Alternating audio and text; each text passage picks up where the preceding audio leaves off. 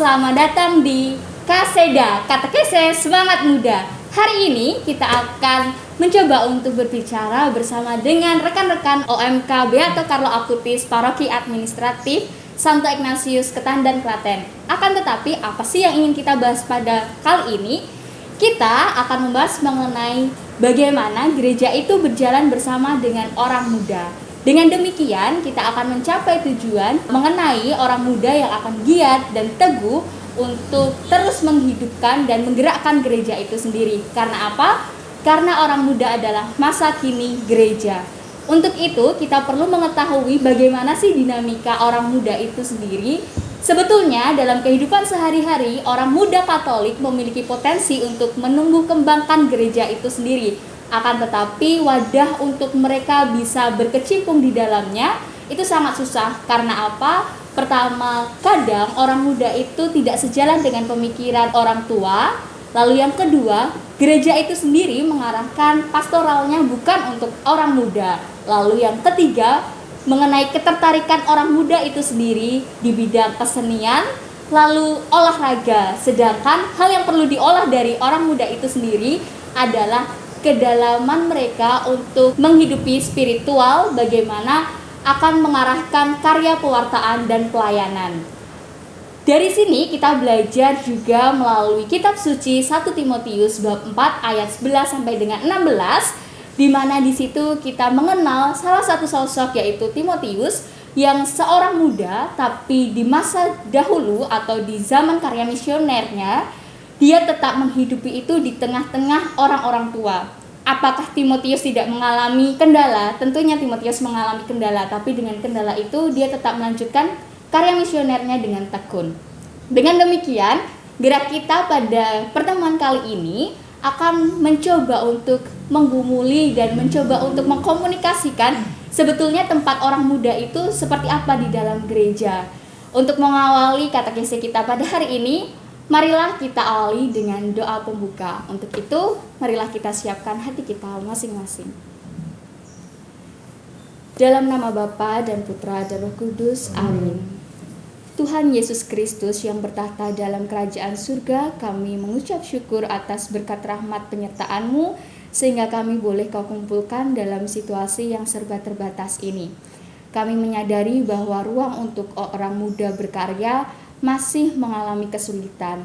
Untuk itu, curahkanlah berkat dan rahmat-Mu kepada kami, supaya kami dengan tekun dan giat mengembangkan karya inovatif dan kreatif untuk mendorong dan menghidupkan gereja.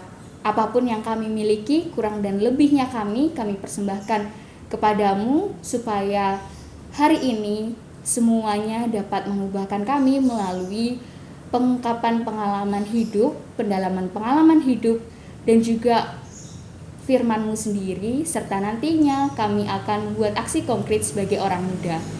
Untuk itu, dengarkanlah doa kami. Doa ini kami haturkan dengan pengantaraan Kristus Tuhan kami. Amin. Dalam nama Bapa dan Putra dan Roh Kudus. Amin. Nah, teman-teman, tentunya kita masih asing ya dengan teman-teman di sini. Untuk itu, supaya kita semakin kenal dan akrab, nantinya kalau ketemu di jalan bisa saling sapa juga. Yuk kita mengenal lebih dekat lagi dengan OMK Beato Carlo Acutis Paroki Administratif Santo Ignatius Ketandan. Untuk itu dimulai dari saya. Perkenalkan, nama saya Stefani Cahyaning Sesidiawati, sering dipanggil Stevi. Saya dari lingkungan Santo Ignatius Belangwetan. Halo teman-teman, perkenalkan nama aku Viola Sektina Dewi, biasa dipanggil Viola, dan aku berasal dari lingkungan Santo Pius X Tambong. Halo semuanya, perkenalkan nama saya Elizabeth Isyana Rahayu, saya sering dipanggil Lisa. Saya dari lingkungan Yohanes Pembaptis Gia Prima Barat. Halo semuanya, nama aku Felicitas Lolita Dika Dewani Sandia Renata. Aku biasa dipanggil Renata, aku dari lingkungan Antonius Gergunung. Halo semuanya, saya Leonardus Ferdi Priambudi, biasa dipanggil Ferdi, dan saya berasal dari lingkungan Santo Ignatius Murangan. Halo teman-teman, nama aku Brigita Rina Vesta, bisa dipanggil Rina. Saya dari lingkungan Santo Thomas Muda. Halo semuanya, perkenalkan nama saya Cornelius Rakai Ahimsa Atmajaya, biasa dipanggil Raka, dan saya berasal dari lingkungan Santa Clara Tambong. Dan yang terakhir, perkenalkan saya Renal Jopan Dulistiananda, biasa dipanggil Reno. Saya berasal dari lingkungan Santo Petrus Tambong. Oke, teman-teman tentunya sudah mengenal ya lebih dekat inilah wajah-wajah kami OMK Beato Carlo Acutis Ketandan. Untuk itu, supaya kita semakin tahu gambaran realitas orang muda di sekitar kita, terutama, yuk kita bermain bersama melalui spinner ini. Nah, di sini nanti teman-teman ada 3 hal. Yang pertama ada tantangan, kedua ada pertanyaan, yang ketiga ada lempar. Nah, setiap kami akan bermain di sini, memutar ini, lalu nanti akan mendapatkan yang mana. Nah, di sini sudah ada kode P dan T. Nah, nanti kalau teman-teman dapat yang P, teman-teman akan mengambil salah satu kartu dan akan mencoba untuk menjawab dari pertanyaan itu. Nah, kalau tantangan, teman-teman nanti tentunya akan mencoba untuk melakukan tantangan itu. Lalu kalau lempar seperti apa ya? Kalau lempar, teman-teman bebas memilih kepada siapa yang akan ditunjuk. Lalu orang yang ditunjuk itu harus memutar spinner ini dan nantinya akan memilih kartu di sini. Jadi gitu teman-teman. Siap? Oke. Oke, siap ya teman-teman? Oke. Semoga dapat yang bagus. Nah, permainan ini dimulai dari yang paling dekat dulu tentunya, viola. Jadi yang pertama dong ya. Astaga. Tantangan. Dapat tantangan nih. Viola dapat tantangan nih teman-teman. Yuk kita lihat tantangannya apa. Aku ambil ya. Jadi di sini aku dapat tantangan, tunjukkan bukti konkret bahwa Paroki Administratif Santo Ignatius Ketandan sudah berjalan bersama orang muda. Di tantangan ini bukti konkret yang paling nyata terlihat itu di masa pandemi ini ya, terlebih di mana orang muda itu terlibat dalam perayaan Ekaristi menjadi petugasnya. Seperti contohnya di paroki ini kita menyebutnya aser. Nah, aser ini memang bukan semua orang muda, tapi mayoritas orang muda. Jadi ada banyak orang muda di sini. Teman-teman bisa melihat di Instagram ataupun di YouTube juga ada tentang kegiatan-kegiatan atau tugas-tugas yang dilakukan aser. Lalu juga orang muda ini bertugas menjadi lektor juga. Teman-teman di sini juga ada banyak yang bertugas menjadi lektor. Lalu orang muda Katolik di Ketandan sendiri atau OMK Beato Carlo Acutis sudah menjalankan berbagai kegiatan. Salah satunya ada Jarkom yang tahun lalu itu dilaksanakan. Lalu ada sharing bersama frater dan masih ada banyak kegiatan lagi. Jadi di situ bisa dilihat bagaimana gereja itu berperan dalam kegiatan orang muda. Seperti itu. Oke, terima kasih Viola. Nah, selanjutnya Aku ya. Mbak Lisa.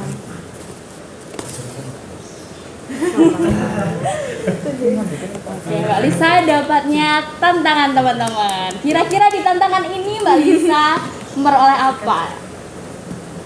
Gambarkan konteks hidup menggereja dalam masyarakat di sekitarmu. Oke. Kayak pertanyaan ya. Konteks hidup menggereja dalam masyarakat di sekitarmu. Ini berdasarkan pengalaman aku aja ya. Hidup menggereja yang selama ini aku jalankan adalah yang pertama itu berorganisasi sih sebenarnya, lebih ke berorganisasi. Mau pelayanan apapun, tetap di sana kan ada paguyuban, ada bentuk organisasinya. Jadi ya mau nggak mau kita juga harus menjalankan organisasi itu. Dan menurut aku organisasi ini atau latihan organisasi yang sudah aku ikutin gitu ya sejak pertama kali ikut berpelayanan itu dapat menjadi bekal aku untuk berorganisasi di masyarakat gitu. Karena kayak kapan lagi sih kita belajar organisasi kalau nggak di gereja sejak awalnya gitu kan.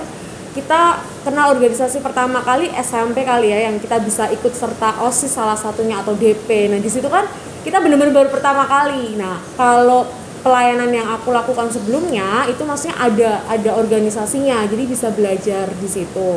Itu sih menurut aku hidup menggereja yang sangat berguna dilakukan dalam masyarakat. Dan juga kalau untuk di masyarakat sekitar, di masyarakat lingkungan kita ya, lingkungan kita sebagai umat Katolik itu ya Seperti kalau seumpamanya ada salah satu dari umat lingkungan kita yang sakit, kita ikut menjenguk atau kita ikut layat, atau kan biasanya kalau ada layat, sebelum layat itu kan ada persiapan-persiapan ya, kayak merangkai bunga, beli bunga dan lain sebagainya untuk peralatannya itu. Nah, itu kita bisa ikut serta di situ gitu. Karena siapa lagi sih kalau enggak kita sebagai saudaranya dalam iman itu yang membantu dalam kegiatan itu. Jadi itu sih menurut aku menggereja kita di masyarakat sekitar. Oke, keren banget nih teman-teman. Menggereja yang diawali dari lingkup sekolah lalu dikembangkan lagi di lingkup masyarakat meskipun itu hal kecil gitu. Nah, sekarang yuk ke Mbak Rina. Lanjut. Pertanyaan. Oke, Mbak Rena dapat pertanyaan nih teman-teman. Kira-kira apa yang tertulis di dalam kartu itu? Bagaimana pengalamanmu sebagai orang muda Katolik dalam penggunaan iptek untuk memperteguh karya perwartaan? Nah, ini menarik banget nih teman-teman. Iptek kan teknologi zaman sekarang banget nih yang sangat sangat identik juga dengan orang muda. Biasanya orang muda nih yang paling sering tanggap sama iptek gitu kan. Puji Tuhan, sekarang di gereja kami itu sangat didukung teknologinya. Sekarang ada Komsos, ini seragamnya yang dipakai Mas Ferdi. Juga di sini juga ada beberapa teman-teman yang bergabung di Komsos, dan itu kalau boleh dibilang itu 99% orang muda ya kan. Di situ mereka wadahnya untuk berkarya dalam bidang teknologi gitu. Nah, ini kan dalam hal gereja ya. Kalau untuk saya pribadi itu pengalaman saya banyak. Jadi ketika kita mau mengadakan kegiatan tuh pasti kita selalu sosialisasi lewat iptek gitu, lewat teknologi kan. Dan itu dampaknya sangat besar gitu bagi kita. Kita bisa merangkul lebih banyak orang. Dan sekarang mungkin kalau cuman door to door gitu mungkin nggak terlalu menarik ya. Kita bisa bikin video semenarik mungkin, kita bisa bikin semacam konten gitu yang semenarik mungkin supaya kita bisa mengajak orang-orang di sekitar kita. Jadi sasaran kita kepada orang muda itu lebih tercapai gitu. Tapi nggak hanya sebatas di situ aja. Setelah selesai kegiatan tuh kita juga menuangkan apa yang sudah kita dapat, apa yang pengalaman-pengalaman kita, seru-serunya kita itu di sosial media juga. Jadi teman-teman yang mungkin belum terketuk hatinya untuk ikut pun juga, oh ternyata kemarin kayak gini ya, seru juga. Nah, bisa di acara berikutnya mereka ikut. Terus kalau saya pribadi itu juga sering banget saya share-share tentang pengalaman pribadi saya, terutama pengalaman iman ya, itu di sosial media. Tujuannya bukan untuk pamer, bukan untuk lain sebagainya ya, untuk yang menuju ke negatif.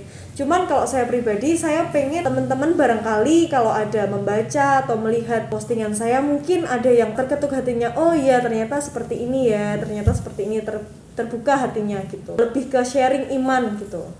Kayak gitu sih kalau dari aku. Terima kasih.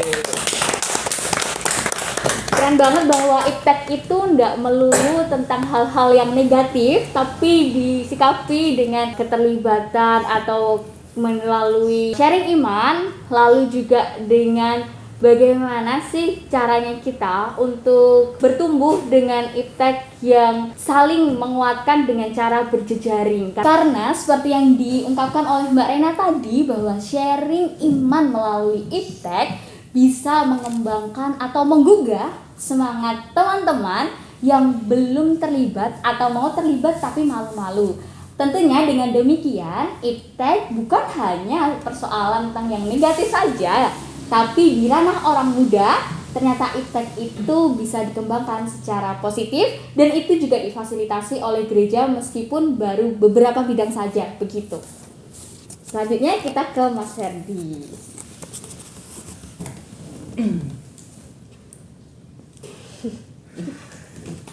Apa tantangan? Aduh. Apa tuh? Di sini saya mendapat tantangan yaitu untuk kasih tahu konten Instagram atau media sosial yang menunjukkan keterlibatan orang muda Katolik dalam hidup menggereja. Untuk konten Instagramnya sendiri itu sebenarnya ada beberapa ya. Yang pertama itu ada nama akunnya Ignatius Ketandan, boleh di follow juga. Itu yang dikelola oleh Komsos, itu berisikan tentang kegiatan-kegiatan hidup menggereja, mulai dari kegiatan orang muda, kegiatan secara pastoral dan yang lain juga. Kemudian yang akun kedua itu ada namanya OMK @omk_ketandan, juga boleh di follow. Itu dikelola oleh OMK Beato Carlo Acutis Ketandan. Itu juga memberikan info seputar orang muda, kegiatan orang muda di gereja bagaimana, dan keterlibatan orang muda dalam pelayanan di gereja itu bagaimana. Kemudian untuk media sosial yang lain itu juga ada YouTube yang namanya Ignatius Ketandan, juga boleh di subscribe.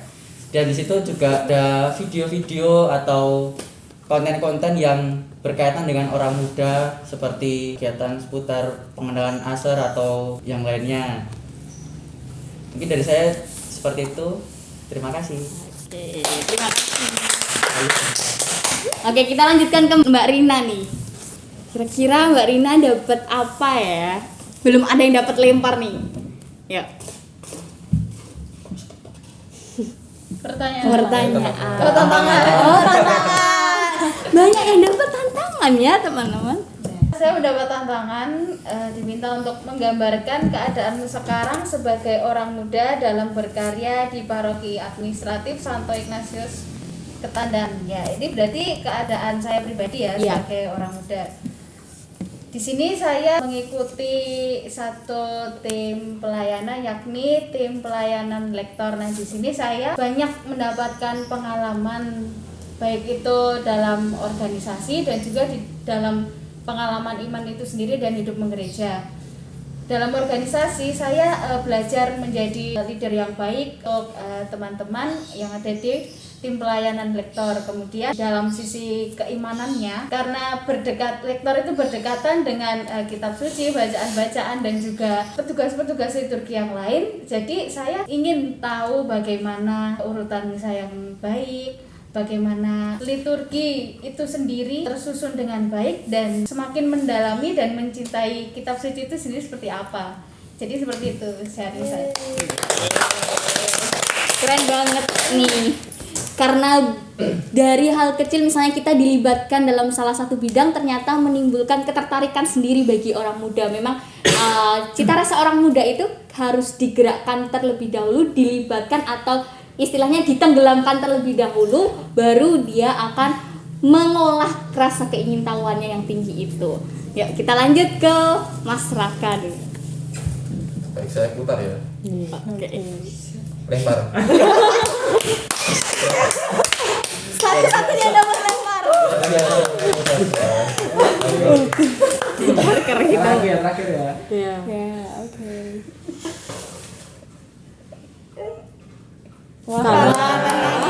Ya. Tantangannya apa ini ya?